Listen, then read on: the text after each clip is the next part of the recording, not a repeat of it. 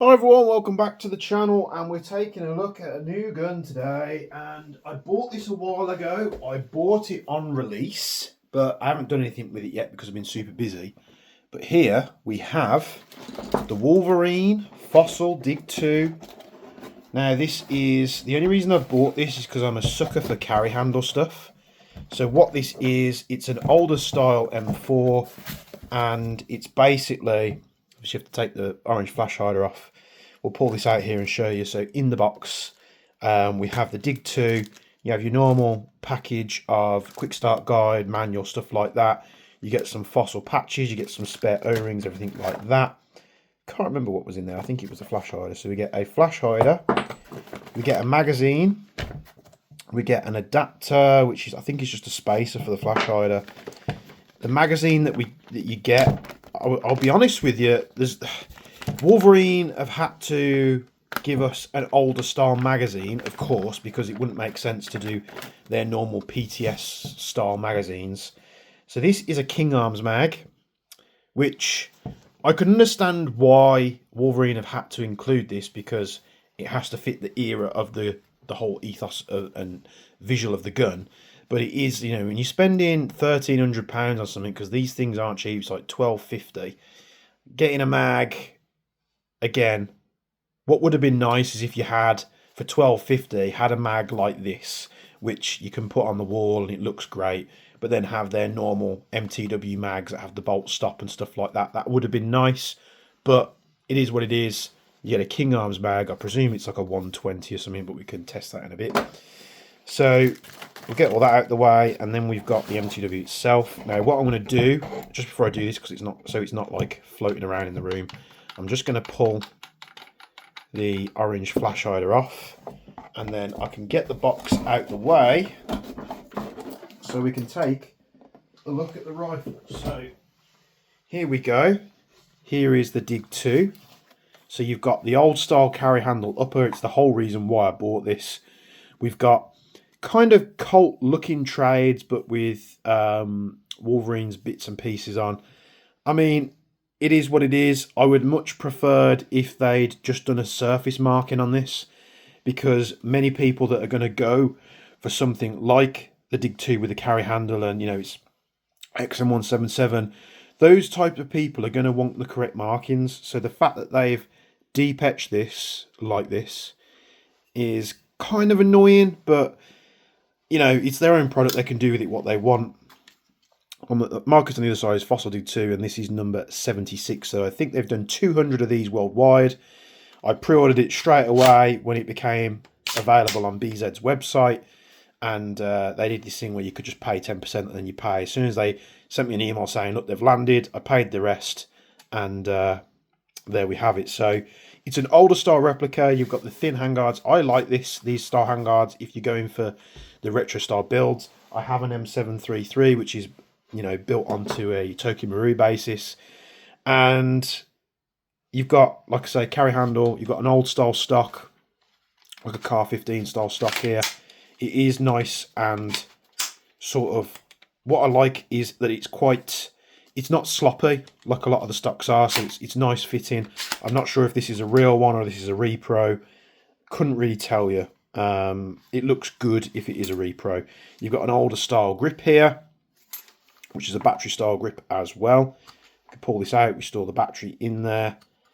I mean, I would have much preferred to just put the battery in the tube like the older MTWs, but there we have it. I believe this is the XTS engine. I'm not sure what the difference is there. I can see some differences to my older MTWs. I believe they come with the blink board, which is great because we can get a Bluetooth tracer and we can chrono this thing, and, you know, it's all done in the app. It's very, very intuitive. We spoke to Rich at length about this stuff at IWA. The one thing I can see concerning to me straight out the box is the barrel. For a £1,200, £1,300 gun, I'm sure the threads are fine. It just looks extremely scratched up. It doesn't look great, to be honest with you. But I'm going to be doing some things to this gun, so I could always come back and just put the thread a little bit closer. So You've got this little adapter here. I presume it goes on like that. It doesn't make sense to put it on that way because the threads will be super, super short. So I imagine that goes on there, and then we put the XM flash hider on. I'm not sure whether you're meant to fit this. I imagine just so it looks more period correct maybe, but all that's going to be coming off anyway. We could pop this King Arms mag in there, and it looks as it should, you know, pretty cool. So if you like your retro stuff, great. If you're really into your retro stuff though, you're going to hate the fact that the receiver looks the way it looks, and of course the selector is a modern style selector compared to an older style. It's got a nice click on it though. They do very well normally with their QC on their selectors, and they do feel great. So we can pop the pin out on the rear.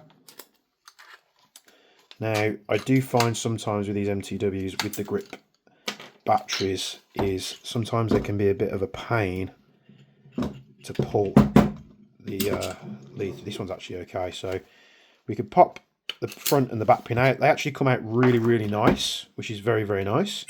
They've got a nice solid snap to them, but what's nice is, you know, having a rifle that's got nice pins but not having to punch these out with a hammer. So that does happen. It's not the end of the world, but like I said, if possible, me personally, I would much prefer to just run the wires through the stock tube, but I suppose it does mean that you don't have to split the upper and lower, so I'll give it a go as it is. I would like to change this grip out, so maybe we can look at something in the future, but there you go, that's how it looks. One thing I will say about this, which I didn't expect, was how freaking light this thing is. It is crazy lightweight, and it's just due to their craftsmanship. I'm sure there's a lot of people that's going to pick fault with it and say it's too light or this, that, the other. They don't really understand how manufacturing works in the materials, but this receiver is rock solid. There's no movement up and down. I can't twist it and like make it rattle, which some of my MTWs previously, especially when you're paying a lot of money for these things, it was just ever so bad. It was just rocky, and again, it's not the end of the world, but when you're using it, you could feel it rocking backwards and forth. So the handguard is a little bit wobbly, but I don't think this is a real handguard. They'll have to correct me on that if I'm wrong. It could be, but what I did when I did my M733, my MWS build, was it came with a really plasticky front end. So I went on to Brownells and I ordered a real one, and I think it was only like $20. So if this isn't a real one, you want to swap it out, the handguards are very, very cheap. So there we go. So what we need to do, we need to get a battery on this thing, and we need to chrono it and see what's going on. We'll test the mag, we'll test a couple of my other mags. So let me get all that done. It's going to be a split second for you, a couple of minutes for me, just while I get everything set up and in the ballpark, and then we'll be back in just a second. Right, I had this on charge, just putting a bit of extra juice in it. So we can plug this in with our little JST connector here. Did get a beep. Hopefully we can crown this in. This is the first time I've used a grip sort of fitment for the wire, so you have to bear with me a second while I try and slot all this in. That's rigid, so maybe we can push that in like that, and then this is why I like the stock tube fitments, because you just throw it in the stock tube and it's done. I'm not a fan of these grip style batteries. It's just ever so finicky. You're trying to get, maybe the battery's a bit too big. You're trying to get your battery in the right position. There we go. I suppose it's something you get used to. The problem is we've got this connector that doesn't want to fold over because it's too rigid. There we go. So we can shove that in there like that. Easy peasy once you get the right placement, so we should be able to hear the engine now.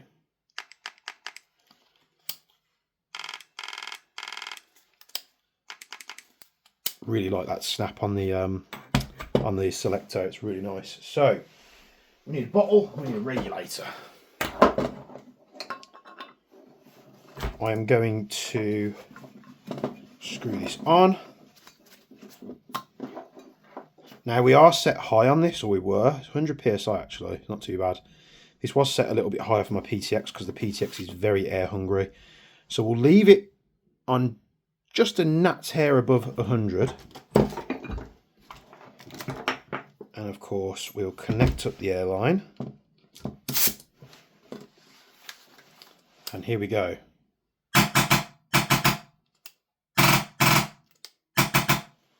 Tell you what, it's weird because the XM177 flash hiders are kind of act as a loudener, and it might not come across on camera, but it's actually a really, really satisfying noise. So I'll see if I can show you what I mean here. So we'll take the flash hider off. See, it's like an empty noise. But then we put this flash hider on. Like that. It's got a really, really nice noise to it. I know you might be going, it's crazy, but just to my ear, it's quite satisfying. I was expecting it to sound like just any other HPA gun. So we've got our mag. I have no idea how many of these holds, but we can use the Vanguard to test that. So we'll unlock this. This was set to 114 because all my PTX mags don't hold 120, even though they're 120. So we'll put 120 in, and it will stop if it gets too much.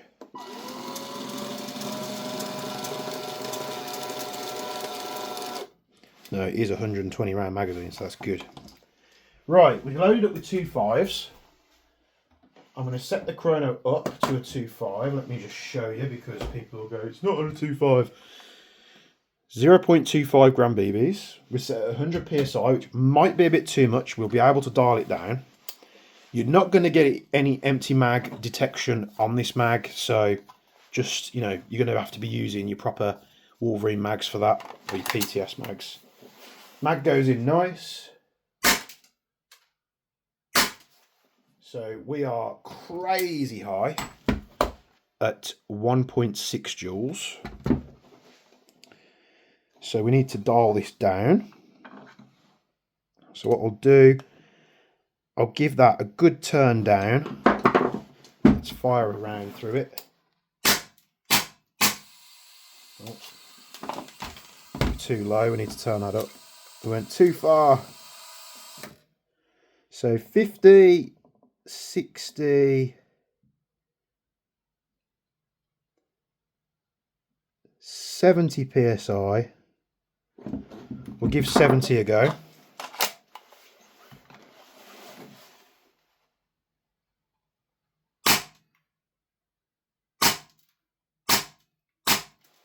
So even at 70 psi, we are still at 1.2 joules. Wow. Let's cut that down a little bit. What are we at now? We are at, we're still at 70, what the hell? Let's turn that down a bit more.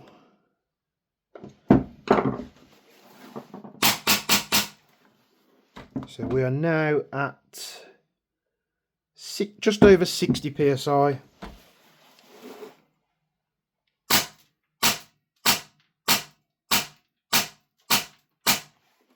So we are at just over 60 psi, and we are on 1.06 joules. So about 65, I think, is going to be about the sweet spot. Now you might think, well, running that low, what the hell? I'm pretty sure they could handle that low PSI. Let's do a burst on auto, see if it's okay.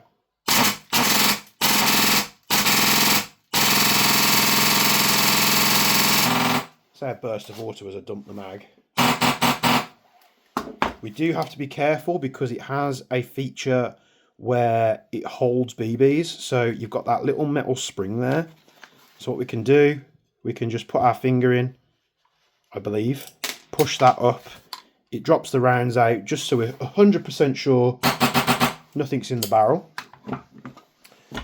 So to get that same amount of power out of my PTX, I have to run at 120 psi.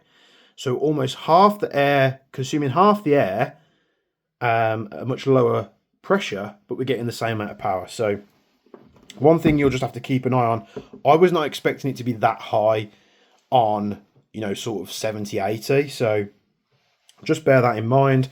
We, of course, haven't set the hop, so we'd have to go out, set the hop, make sure the pressure's good. I'm not sure what the minimum pressure is for the Wolverine engines to operate on. So again, we'll have to do that. Every person's going to be different. If you're using this in the States, you know, they like higher power. There's many things we can do to get that down if we need to, but it's pretty much where we want it at 62, 63 PSI. So happy days. Now, you might be thinking, why have I bought this? It's insanely expensive. Just going to get rid of this air tank for the time being. It's insanely expensive, and you're getting, some people could argue you're getting less because you're not getting, you know, fancy rails, or you're limiting, you know, you can't just strap a torch onto this thing, but people are liking these retro style builds. Now, one thing I want to warn you about, and I said this when I announced it, I think on Instagram, that I'm going to be doing some of the things to this that, you know, a lot of people aren't going to like, and that's fine. I bought this to modify the crap out of it. I was going to buy it and leave it as it was, but as soon as I saw that the markings and stuff weren't really very realistic, I was like, it's a bit of a bummer. I can't really just leave it as it is. It's not going to, no matter what I do, if I left this as it is, it's still going to look off because of the markings. Now, I'm being nitpicky there. Yeah, that's a me thing, not a, you know, everyone consensus type thing. But I've got my M733. That is a very retro build. Everything's correct on it. It's got the correct markings, etc. It's got real handguard, whatever. This, however, I'm going to be modernising because I like carry handles. I'm not too bothered about doing it because the markings don't match anyway. A lot of people are going to get very upset with what I do. Some of you might be out there going, nah, you know what, send it. So I'm doing something very similar with the N23 build. So the N23 build, if you remember, it was a CGS where it was like this, but this type of handguard, but it was very short. I'm modernising that gun. I've gone to very drastic measures to modify that gun. I don't think I'm going to go so drastic measures with this because it's not going to be incredibly short like that. But I'm going to modify it. I'm going to be putting some kind of rail system on this. Maybe we can fit a rail system that moves around the iron sight. That would be cool because I don't want to remove the iron sight because then it will look odd with the carry handle. So I need to find a rail that will either sit here or it will come round the iron sight. I'd much prefer that. I'm going to be losing the XM flash hider. We're going to be suppressing it. We're going to be fitting some modernised parts to it. And then once I've done all that, we're going to be Cerakoting it. But we're going to be Cerakoting it with a very modern, I don't know what I'm doing with it yet, whether I'm going to go fancy in terms of metallics or whether I'm going to put some kind of like tiger stripe on it maybe. And I just want to tart it up. So we, Jaeger Precision is moving into the real steel space. Now, I haven't really announced this yet. I was telling some people about it at IWA. We're going to be doing products that are more targeted to real steel, the real steel industry. So the reason why about that, we'll do it under a new brand. So that all will be very apparent very soon when we announce it. But I'm going to be doing, you know, M-lock accessories. We'll get into grips maybe and other bits and bobs. I'm doing mounting options for optics and stuff like that. So we've done something that we're going to be using for carry handle stuff. But this is parts that are spec'd for real steel. Airsoft as a whole can use it, but it will be a real steel industry part that airsofters can use rather than an airsoft company making bits that's never going to break into the real steel industry. So I hope that makes sense. It'll all be apparent very soon. Whether we have to set up a complete new company, I'm not sure. I'd like to avoid that, to not have two companies running simultaneously because I'm already maxed out it is on my time anyway. So, but if we can do it as a sub-brand of Jaeger Precision, happy days. So sorry to get a little bit off topic there. The Wolverine Dig 2, it's very, very nice.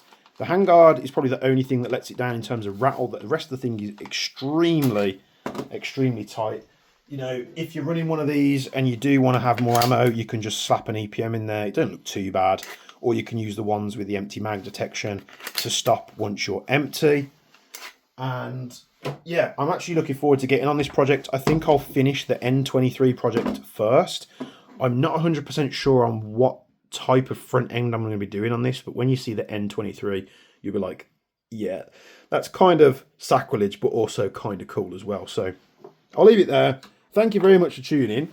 Sorry I've waffled. I tend to do it. Some people love it, some people hate it. You know what? That's how I do my videos. You're just going to have to suck it up or go watch someone else. So, as always, appreciate you sticking around and watching if you have. There is the Fossil Dig 2. I'll be doing much more content on this. People are asking us for range videos, which we're going to be getting onto soon. Again, that will all become apparent and it will make sense when you see what we're going to be doing. It's going to be better for filming. It's going to be more clear. You're going to be able to see better results. We're going to be less affected by weather conditions and such like that. So stick around. It's probably not going to be, you know, in a week's time. It's going to be a bit more than that. But we've got lots of stuff to be testing and sort of putting it through its paces on range tests to see how they perform in terms of range and accuracy. But I'll stop there. I'll let you get back to your evening. Thanks very much for watching. Stick around because we've got plenty of cool stuff coming up. There's loads of cool restocks coming up as well. We've got the batch 3 of the grenades. We've got the new propane adapters, which I haven't properly announced yet. We've got the new version 3s. They're going to be coming very soon. And lots of cool stuff. So thank you as always. Appreciate sticking around to the end and listening to me waffle on. And you can go join the XM177 Discord community. Link will be in the description. But for me and Bench for now, we'll be seeing you in the next video.